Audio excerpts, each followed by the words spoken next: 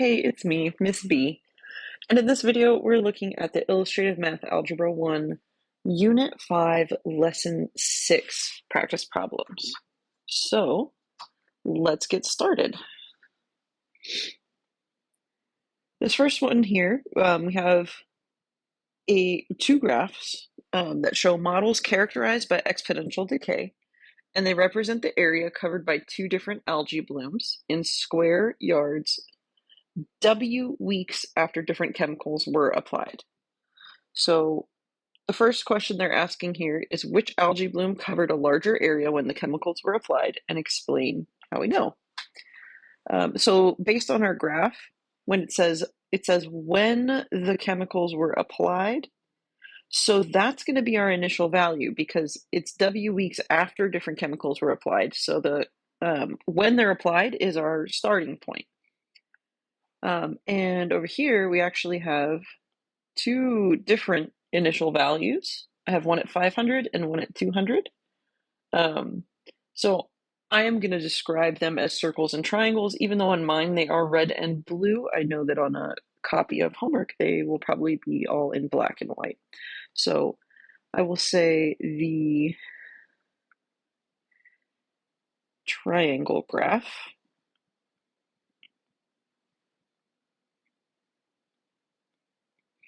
And then we can say, because yes, it's the initial value, but in order to explain the initial value, we want to call it the vertical intercept. But you can use either one, but we can say because we'll describe it as both initial value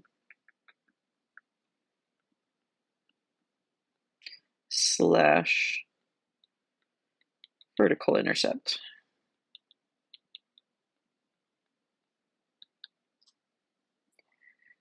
is 500.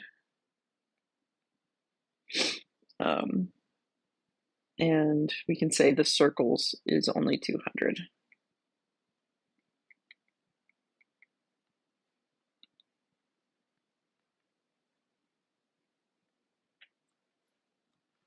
So by describing it as the vertical intercept, we're also kind of describing where we found it.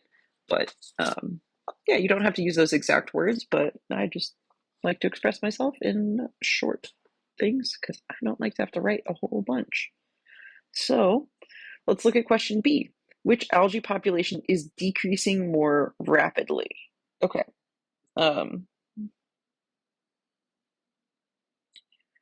If we actually look a little bit closer at our graph, so which one is decreasing faster? Well, the one they start at different places, obviously, 500 and 200, but right around week 5, they actually seem to be equal.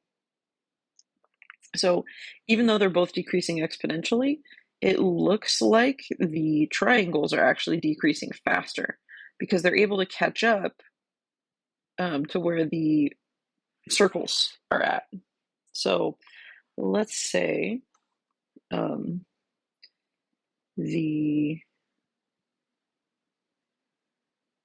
we'll call this the one that starts at 500, the triangles. Triangles start, so we'll say the triangles actually, and then, because I want to answer their question first, so sorry, I'm going to change my mind. Which algae population is decreasing more rapidly? The triangles. That's our answer. We can say they start at a higher amount,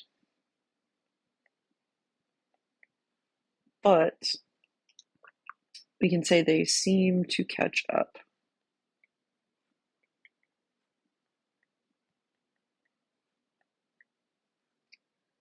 At about 5 weeks.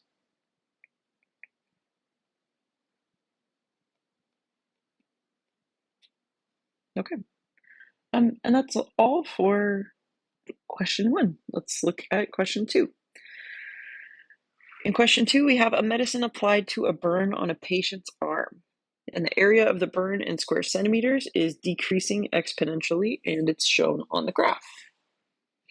Okay, So what fraction of the burn area remains each week?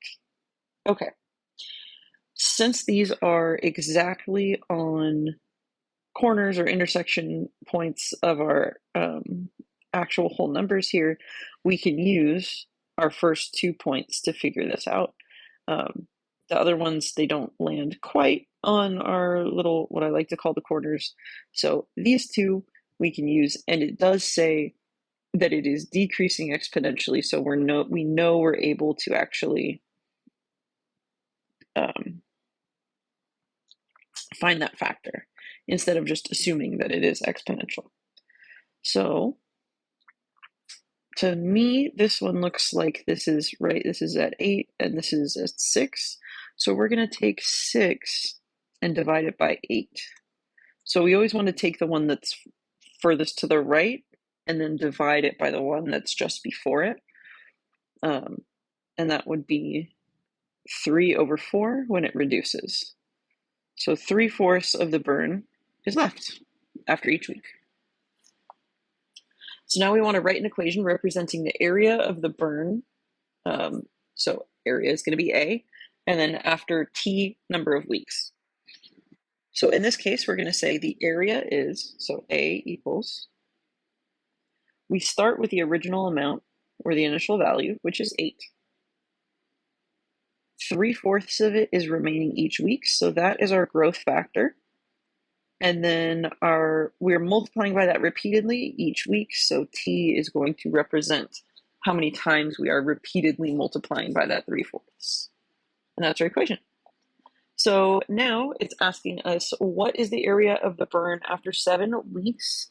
And then it says round to 3 decimal places. So it's giving us some instructions because we are actually going to calculate this. And we want to just plug this into a calculator. So if you don't have access to a good scientific calculator, I recommend desmos.com/scientific. And I actually use their app on my phone when I need a good calculator on the go instead of the built-in one that comes on my phone. So not sponsored, just my suggestion as a teacher. So let's take 8, and then I'm just narrating this as I actually plug it in on my own calculator here. So 8 times 3/4, and then we're going to raise this to the power of 7. Okay, and so this gives me, so I'm going to say use a calculator.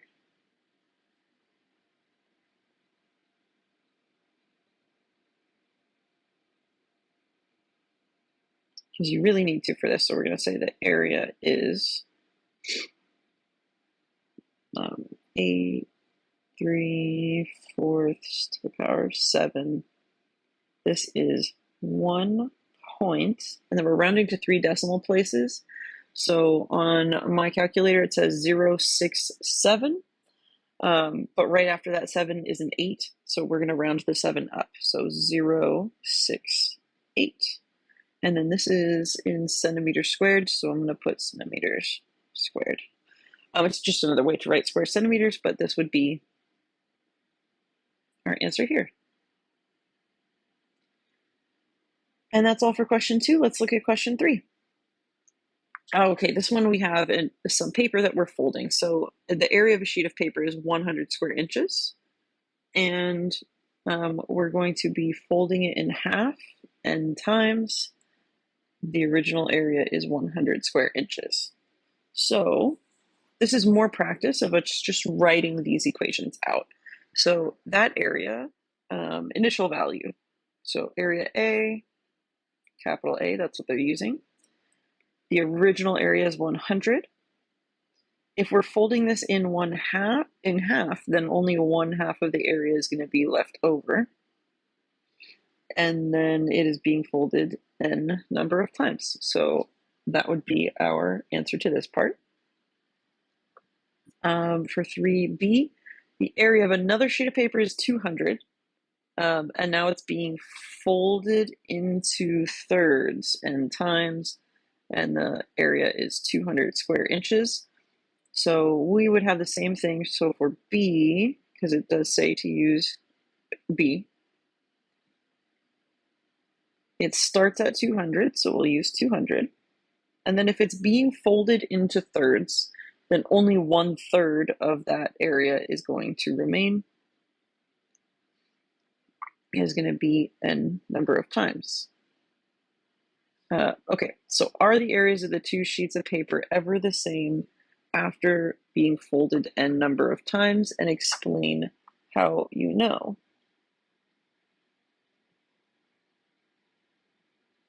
Okay, so the straightforward answer to this is no. So we can compare.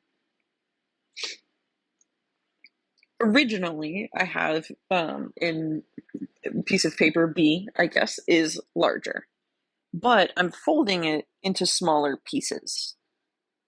So we really only have to check if they're ever going to be the same until piece of paper B is just smaller than paper A. Because once it becomes smaller, it will always be smaller.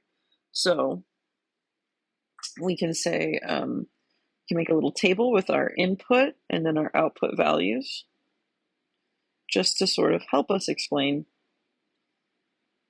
each of these. So we'll include 0 and then some other things here. So 0, A is 100, B is 200. So after one fold, A gets folded in half, so only 50 is left, and B gets folded into thirds. So this would come out to 66 and 2/3. So B is still larger at this point. So now let's fold it a second time. Paper A folded in half becomes 25. I guess we should say A of n and B of n, I suppose. And then B actually does get folded at this point into a smaller piece of paper. So it's going to end up being 22 and 2/9. So we can say they do not match up for the first fold,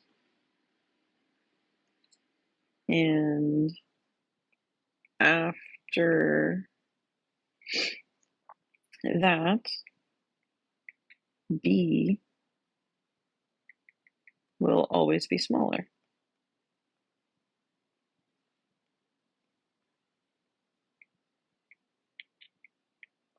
So they only have a chance while B is basically catching up, and since they're never equal, then they're never going to be.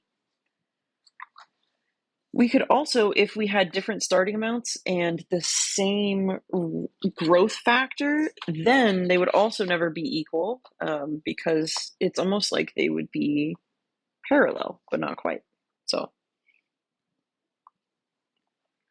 that's question 3. So let's move on to the next side. Here we have question 4. This again, we have two graphs. We have red triangles and blue circles. This graph shows the amount of medicine into patients after they receive injections, and the circles show medicine in patient A, and the triangles show patient B. So I'm going to say, just because I can color code, I'm going to say this: the triangles show in patient B, the triangles for me are red, and then the circles are blue. I'm going to try to use those colors just to help. So one equation that gives the amount of medicine in milligrams in patient A is this. So that was patient A. I'm going to highlight this one blue, because A is also blue. So this is what they're giving us to start with. So now we have what could be an equation for the amount in patient B. So we actually have to compare these graphs with each other.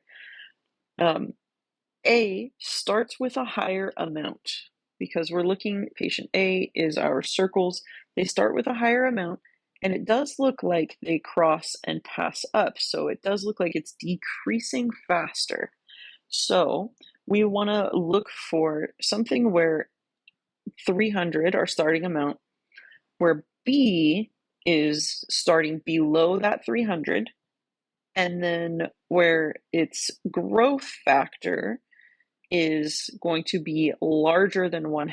So I'm going to write down sort of the things we're looking for. We want initial value,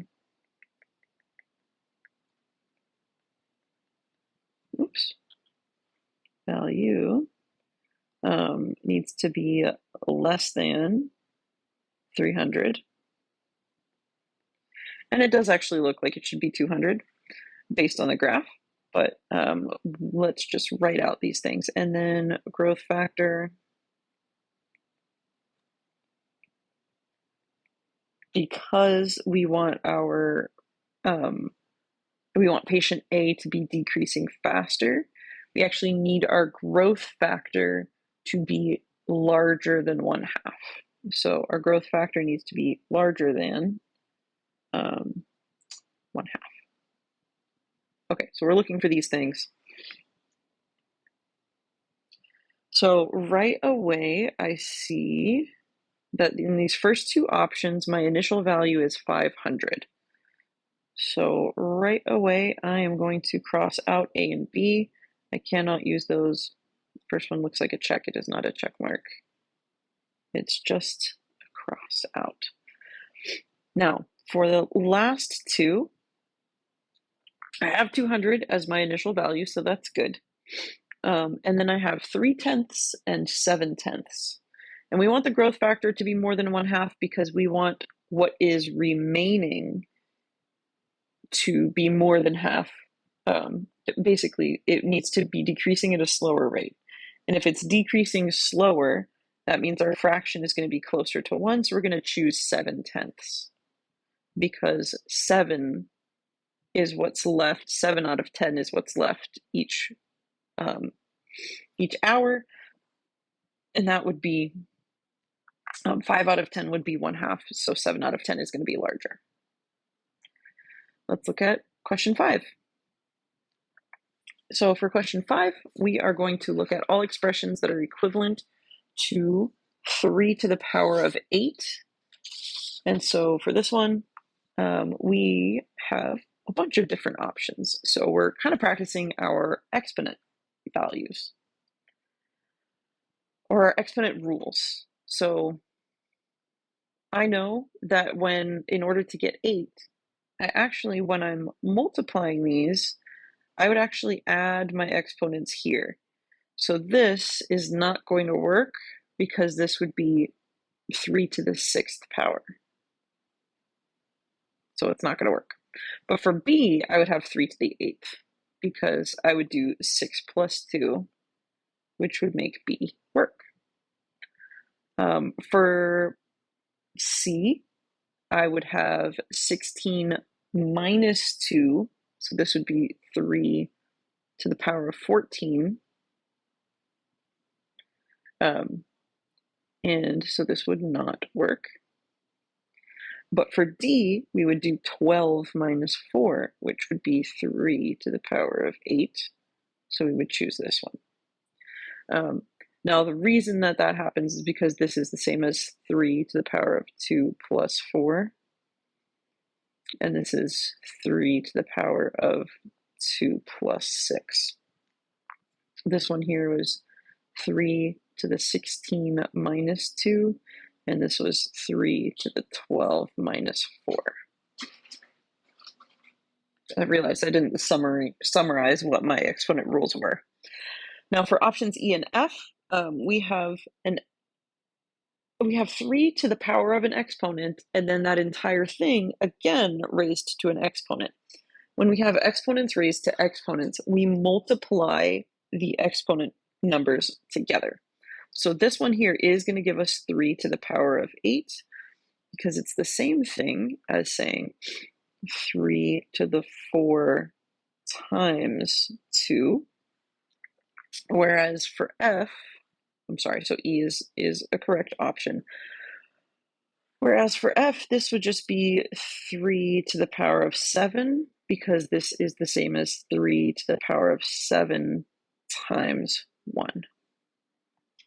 So f is not a correct answer for us. And I believe that is the last question. So, yep, my next piece of paper here is my next homework assignment. So that is it for Algebra 1, Unit 5, Lesson 6, Cumulative Practice Problems.